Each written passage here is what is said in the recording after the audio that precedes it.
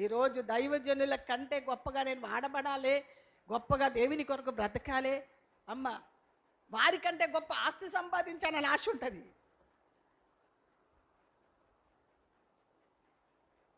వారికంటే గొప్పగా బ్రతకాలని ఆశ ఉంటుంది. కానీ వారికంటే గొప్పగా నేను వాడబడాలని ఆశ ఎవరికైనా ఉందా? వారికంటే గొప్పగా ప్రార్థనాపరులుగా ఉండాలని ఆశ ఉందా? ఎన్ని సంవత్సరాలు సహవాసం చేస్తున్నారే, దైవజనుల కంటే ఎక్కువగా ప్రార్థనాపరులుగా మేము మార్చబడాలి.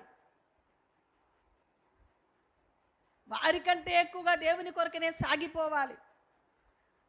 వారికంటే ఎక్కువగా సమర్పణ కలిగి ఉండాలి. వారికంటే ఎక్కువగా ప్రభు కొరకు సాగాలి అనే ఆశ నిజంగా దేవుని పిల్లలమైన మన జీవితాలలో ఉంటే మనం కోరుకున్నదే మనకు దయచేయును కాక. చివరి వరకు ఎవరిని వెంబడించే అనుభవం కలిగి